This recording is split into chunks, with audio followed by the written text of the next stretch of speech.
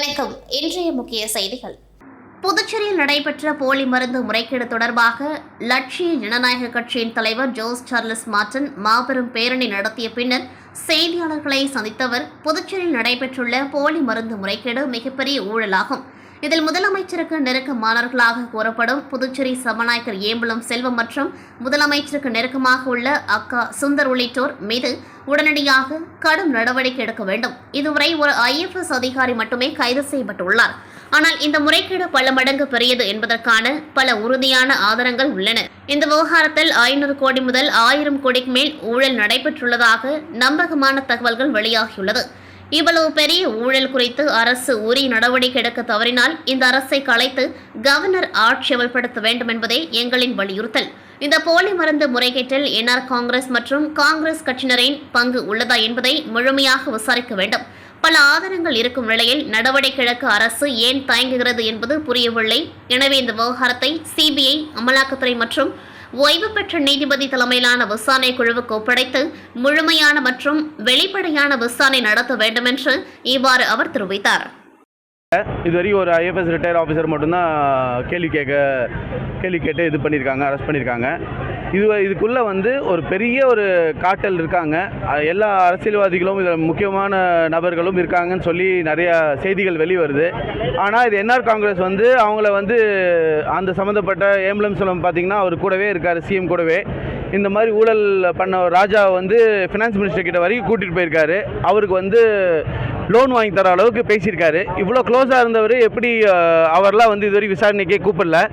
அதே மாதிரி அக்கா சுந்தரம்ங்கிறவர் தான் இந்த மாதிரி டீலிங் கமிஷன்லாம் நிறையா பண்ணி கொடுத்துட்ருக்காரு. ஆனால் இவர் பேர்லாம் வெளியே வரதில்லை. இந்த ஊழலில் வெளியே கொண்டு வந்து மக்களோட உயிரில் விளையாண்ட இந்த அரசு பதில் சொல்லி ஆகணும். எதை கேட்டாலுமே பதில் சொல்கிறதில்ல. CM ஒரு அலட்சியமாக எடுத்துக்கிறாங்க. இது மக்களோட வாழ்வு. இதை கடுமையாக நாங்கள் கண்டிக்கிறோம். இதை நாங்கள் இந்த போராட்டம் சும்மா ட்ரெய்லர் தான். இதுக்கு மேலே அவங்க உரிய நடவடிக்கை எதுவும் எடுக்கலைன்னா இந்த ஆட்சியை கலைக்கணுங்கிறதுல நாங்கள் உறுதியாக நின்று கண்டிப்பாக இந்த ஆட்சியை கலைச்சி ஒரு கவர்னர் ஆட்சியாவது கொண்டு இது ஊழலை ஒரு டிரான்ஸ்பரண்டான ஒரு இன்வெஸ்டிகேஷன் நடக்கணுங்கிறத எங்களோட ஒரே குறிக்கோள். சம்மந்தப்பட்டனால தான் இது இவ்வளோ பெரிய இஷ்யூஸ் இருக்குது. இதில் 2 பேர்த்தையும் NR காங்கிரஸையும் விசாரிக்கணும், காங்கிரஸையும் விசாரிக்கணும். இதில் இவர் ஏம்பலம் செல்வாயா BJP சம்மந்தப்பட்டதாங்கன்னா அவங்களையும் கூப்பிட்டு இதை விசாரிக்கணும். இதை ஒரு அலட்சியமாக விடக்கூடாது. ஏன்னா மக்களோட மருந்தில் விளையாண்டுருக்காங்க. இதே மாதிரி தான் கர்ப்பிணி பெண்கள் மருந்துலையும் இதே மாதிரி தான் மருத்துவத்திலையும் விளையாண்டுருக்காங்க. இந்த மாதிரி இவங்க பாட்டு விளையாடுவாங்க, ஊழல் செய்வாங்க, காசு அடித்து சம்பாதிச்சு வெளில போயிடுவாங்க. இது 500 கோடி 1000 கோடிக்கு மேலே ஊழல் போகுது. இதெல்லாம் யார் பதில் சொல்கிறது? அதே மாதிரி அவங்க ஓல்வோ கார்லாம் வாங்கி எல்லாத்துக்கும் கொடுத்துருக்கேன்னு சொல்கிறாப்புல.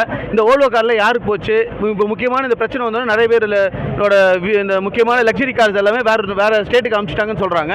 இதெல்லாம் இவ்வளோ எவிடன்ஸ் டிரான்ஸ்பரண்ட்டாக இருக்கும் போது இதுக்கே ஆக்ஷன் எடுக்கலைன்னா அப்புறம் எப்படிப்பட்ட விஷயத்துக்கு ஆக்ஷன் எடுப்பாங்க? சார், இப்போ CBI 6th நம்மளோட இன்வெஸ்டிகேஷன் ஸ்டார்ட் பண்ணுறாங்க. அவங்க வந்த பிறகு அடுத்த கட்டமாக நடவடிக்கை. இதில் சென்ட்ரல் கவர்மெண்ட் இன்வால்வாக இருக்கனால CBI மட்டும் இல்லை, ஒரு ரிட்டையர்ட் ஜட்ஜு ஒரு கமிட்டியாக ஃபார்ம் பண்ணி இது கம்பைண்டாக தான் எடுக்கணும். ஏன்னா இது வரைக்கும் இப்போ BJP இதில் இன்வால்வ் இருக்கனால இது ஒரு கம்பைண்ட் இன்வெஸ்டிகேஷனாக பண்ணால் தான் இதில் ஒரு உண்மை வெளியே வரும். ஸோ அதுக்காக இது ஒரு combined investigation CBI including with ED அது போக ஒரு ரிட்டையர்டு ஜட்ஜஸும் வச்சு ஒரு கம்பைண்ட் கமிட்டியாக செஞ்சு விசாரிச்சா இன்னும் பெட்டராக இருக்குங்கிறது என்னோட ஃபீலிங். காரைக்கால் ஃபிஷர்மேன் கைது பண்ணியிருக்காங்க. நீங்கள் ஏற்கனவே போய் சந்திச்சிருக்கீங்க? ஆமாம், இன்னைக்கு காலையில் போய் சந்திச்சு அவங்களுக்கும் உரிய அத்தியாவசிய பொருட்கள், ஒரு குடும்பத்துக்கு ஒரு 10,000 பணம். ஏன்னா அவங்க போனால் தான் அவங்களுக்கு மீன் பிடிச்சிட்டு வந்தால் தான் அவங்க வீட்டில் சாப்பாடு. ஸோ இன்றைக்கி அவங்களாம் அண்ணன் இல்லை, அவங்க அப்பா இல்லை, அவங்க தம்பி இல்லை, ஒரு கணவர் இல்லை. இந்த மாதிரி ரொம்ப கஷ்டப்பட்டு அவங்க ரொம்ப நொடிஞ்சு போய் இது இருக்காங்க.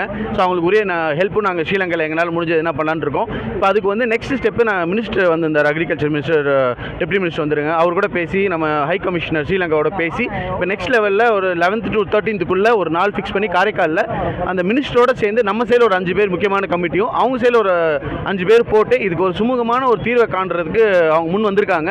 ஸோ அந்த கமிட்டி காரைக்காலில் வச்சு நம்ம இதுக்கு ஒரு சுலபமாக ஒரு தீர்வு காணலாம்னு சொல்லி ஒரு இனிஷியேட்டிவ் எடுத்திருக்கோம். ஸ்ரீலங்காவிலேருந்து வராங்களா சார்? ஸ்ரீலங்காவில் மினிஸ்டர் வராங்க. இதுக்காக அவங்க தமிழ்நாடு வேற ஒரு விஷயமா வருவாங்க. நம்ம அவங்கள இந்த பிரச்சனையும் நீங்கள் விடக்கூடாது, இதோட பிரச்சனையும் நீங்கள் சீரியஸாக எடுக்கணும். அவங்க கண்டிப்பாக எனது காலங்காலமாக நடந்துட்டு இருக்க ஒரு விஷயம், இது கண்டிப்பாக நம்ம ஒரு தீர்வு கொண்டு வரலாம்னு சொல்லி இது முடிவு எடுத்திருக்காங்க. இந்த 10 to 13ஆம் தேதிக்குள்ளே ஏதோ ஒரு நாள் ஃபிக்ஸ் பண்ணி காரைக்கால் வர மாதிரி பிளான் பண்ணியிருக்கோம். அவங்க டிஸ்கஸ் பண்ணுறாங்க. ஆமாம், அவங்க என்ன சொல்கிறாங்கன்னா 5 பேர் உங்கள் சைட்லேருந்து முக்கியமான ஃபிஷர்மேன் சைட்லேருந்து வர சொல்லுங்கள், எங்கள் சைட்லேருந்து ஒரு 5 பேர் கமிட்டி ஒன்று போட்டு இதை நம்ம எடுத்து வந்து ஒரு பெர்மனெண்ட்டாக ஒரு சொல்யூஷன் கொடுப்போம் தான் அவங்களும் நினைக்கிறாங்க. ஏன்னா நம்ம இந்தியன் அரசாங்கம் வந்து 50,000 கோடிக்கு மேலே வந்து அவங்களுக்கு ஃபினான்ஷியல் அசிஸ்டன்ஸ் கொடுத்துருக்கோம். அப்படி இருக்கும்போது இவங்க இந்த மாதிரி ஒரு சின்ன உதவி கூட அவங்க செய்யறதுக்கு முன் வர்றாங்க. நம்ம அரசியல்வாதிங்க போய் யாரும் இந்த மாதிரி முன் எடுக்கிறதில்ல. அதுதான் இங்கே மெயின் பிரச்சனையாக இருக்குது. அரசியல்வாதி இல்லாமல் உங்களுடைய தனிப்பட்ட முன்னெடுப்பில் இந்த இதனோட தனிப்பட்ட முன்னெடுப்பில் இது வந்து நாங்கள் இந்த அளவுக்கு ஒரு நெக்ஸ்ட் கமிட்டி ஃபார்ம் பண்ணுற அளவுக்கு நம்ம கொண்டு வந்திருக்கோம். புதுச்சேரி முன்னாள் சபாநாயகர் VMC சிவகுமாரின் 8ஆம் ஆண்டு நினைவு தினத்தை முன்னிட்டு நினைவஞ்சல் நிகழ்ச்சி காரைக்காலில் நடைபெற்றது. முன்னாள் சபாநாயகர் VMC சிவகுமாரின் மகனும் சமீபத்தில் லட்சிய ஜனநாயக கட்சியில் இணைந்தவருமான VMCS மனோகரன் ஏற்பாட்டில் நடைபெற்ற நிகழ்ச்சியில் லட்சிய ஜனநாயக கட்சி தலைவர் ஜோஸ் சார்லஸ் மார்டின் கலந்து கொண்டு மறைந்த VMC சிவகுமாரின் உருவப்படத்திற்கு மெழுகுவர்த்தி ஏற்றி மலர் தூவி மௌன அஞ்சலி செலுத்தினார். தொடர்ந்து நடைபெற்ற நலத்திட்ட உதவிகள் வழங்கும் நிகழ்ச்சியில் 2000க்கும் மேற்பட்ட பெண்களுக்கு சேலை, 2026ஆம் ஆண்டுக்கான நாள்காட்டி, மதிய உணவு உள்ளிட்ட நலத்திட்ட உதவிகளை லட்சிய ஜனநாயக கட்சி தலைவர் ஜோஸ் சார்லஸ் மார்டின் வழங்கினார். நிகழ்ச்சியில் லட்சிய ஜனநாயக கட்சியின் மண்டல பொதுச் செயலாளர்கள் சுரேஷ், அப்துல் பாஷித், மாநில செயலாளர் முருகானந்த உள்ளிட்ட கட்சி நிர்வாகிகள், தொண்டர்கள் மற்றும் 3000க்கும் மேற்பட்டோர் கலந்து கொண்டார்கள். தொடர்ந்து நிகழ்ச்சியில் பேசிய லட்சிய ஜனநாயக கட்சி தலைவர் ஜோஸ் சார்லஸ் மார்டின், நான் அரசியலுக்கு வந்த ஒரே நோக்கம் மக்களுக்கு நல்லது செய்வதே. அரசியலில் சம்பாதிக்க வேண்டும் என்ற எண்ணம் எனக்கு இல்லை. இன்றைய அரசியல் தலைவர்கள் தேர்தல் காலங்களில் மட்டுமே மக்களை சந்திக்கின்றனர் என்று கூறினார். மேலும் காரைக்கால் மாவட்டத்தை புதுச்சேரி ஆண்டவர்கள் தொடர்ந்து புறக்கணித்து வருகின்றனர். உங்கள் பிரச்சனைகள் அனைத்திற்கும் தீர்வு காணவே நாங்கள் வந்துள்ளோம். அதற்கு உங்கள் அன்பும் ஆதரவும் அவசியம் என்றார். காரைக்கால் மீனவர்கள் இலங்கை கடற்படையால் கைது செய்யப்படுவது தொடர்கதையாகி வருவதாக குறிப்பிட்ட அவர், இந்த பிரச்சினைக்கு நிரந்தர தீர்வு காணப்பட வேண்டும். இந்தியா இலங்கைக்கு ரூபாய் 50,000 கோடி நிதி உதவி வழங்கும் நிலையில் மீன்பிடி பிரச்சினை தொடர்வது வேதனை அளிக்கிறது என்றார். மேலும் காவிரி நீர் சரிவர கிடைக்காததால் விவசாயிகள் கடுமையாக பாதிக்கப்பட்டுள்ளனர். லட்சிய ஜனநாயக கட்சி ஆட்சிக்கு வந்தால் இதற்கெல்லாம் நிரந்தர தீர்வு காணப்படும் என உறுதியளித்தார்.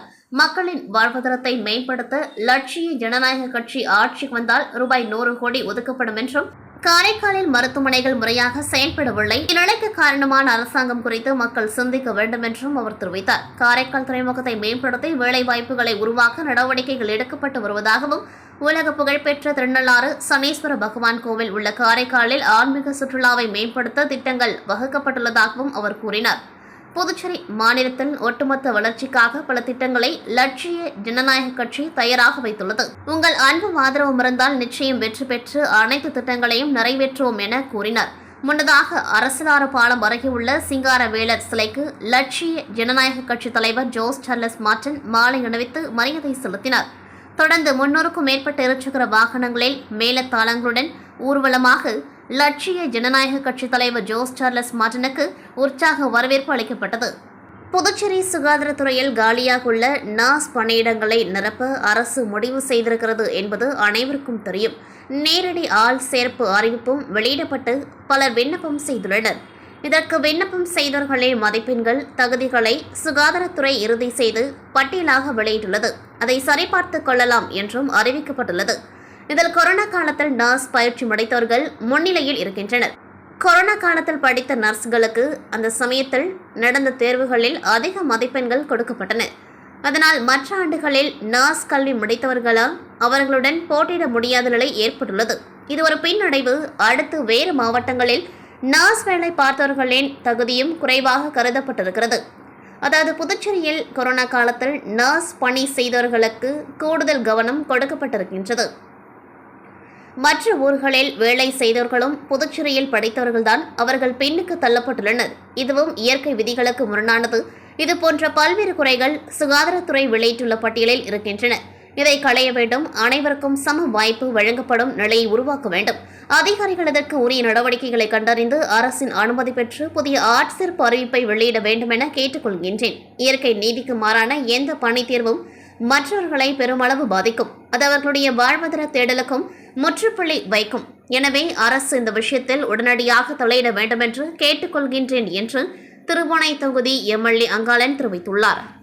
புதுச்சேரி மாநிலம் நெட்டப்பாக்கம் தொகுதிக்குட்பட்ட மடுகரை காமராஜ் நகர் பகுதியில் பொதுப்பணித்துறை மூலமாக ஆழ்துளை கிணறு மற்றும் உயர் ரக மீன் மோட்டார்கள் அமைக்கும் பணிக்கான பூமி பூஜை நெட்டப்பாக்கம் கொம்யூன் பஞ்சாயத்து மூலம் ரூபாய் 16 லட்சத்திற்கான பணியை துவக்கி வைக்க வந்த துணை சபாநாயகர் ராஜு வேலுவை அப்பகுதியில் உள்ள பொதுமக்கள் மற்றும் பெண்கள் துணை சபாநாயகரிடம் இப்பகுதியில் உள்ள சாலை நீண்ட நாட்களாக பயன்படுத்த முடியாமல் உள்ளதாகவும் இன்னும் சில மாதங்களுக்குள் தேர்தல் வருவதால் அதற்கு முன்பாகவே சாலையை சரி செய்யுமாறு கோரிக்கை வைத்தனர்.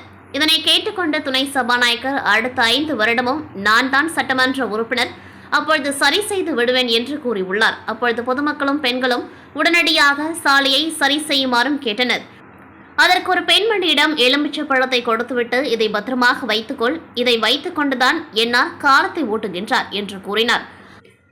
ஆட்சியில் உள்ள என்ஆர் காங்கிரஸ் எம்எல்ஏ மற்றும் துணை சபாநாயகர் பதவியை வகித்துக் கொண்டு தனது சொந்த கட்சி தலைவரான மாநில முதலமைச்சரை விமர்சித்து கிண்டல் அடித்து பேசியது அப்பகுதி பொதுமக்களிடையே சலசலப்பு ஏற்படுத்தியது. ஹோண்டா பிக்விக் மற்றும் ஜிப்மர் மருத்துவமனை இணைந்து சாலை பாதுகாப்பு குறித்து நடைபெற்ற விழிப்புணர்வு பேரணியை ஆய்வாளர் செந்தில் கொடியசைத்து துவக்கி வைத்தார். புதுச்சேரி அண்ணா சிலை அருகே ஹோண்டா பிக்விக் மற்றும் ஜிப்மர் மருத்துவமனை இணைந்து சாலை பாதுகாப்புக்காக 2 சக்கர வாகன விழிப்புணர்வு பேரணி நடைபெற்றது. இதில் சிறப்பு விருந்தினராக ஆய்வாளர் செந்தில் கலந்து கொண்டு விழிப்புணர்வு பேரணியை கொடியசைத்து துவக்கி வைத்தார்.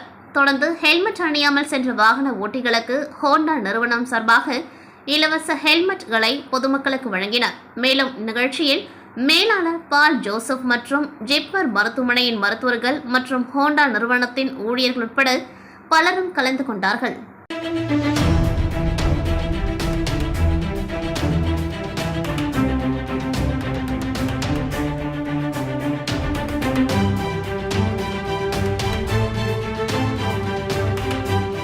உலக நன்மை வேண்டி புதுச்சேரி லட்சுமி நரசிம்ம பெருமாள் ஆன்மீக வழிபாட்டு மன்றத்தின் சார்பில் சிங்கரிக்குடி கோவிலுக்கு 29ஆம் ஆண்டு புனித பாத யாத்திரை பெருவிழா 30க்கும் மேற்பட்ட பஜனை குழுக்களுடன் புதுச்சேரி வரதராஜ பெருமாள் கோவிலில் இருந்து புறப்பட்டு கடலூர் சாலை வழியாக சிங்கரிக்குடி கோவில் லட்சுமி நரசிம்ம சுவாமி கோவிலை சென்றடைந்தது.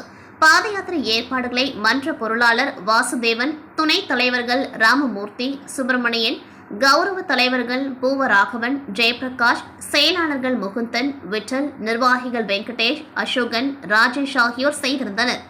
இதில் சுமார் 1000க்கும் மேற்பட்ட பக்தர்கள் பாத யாத்திரையில் கலந்து கொண்டார்கள்.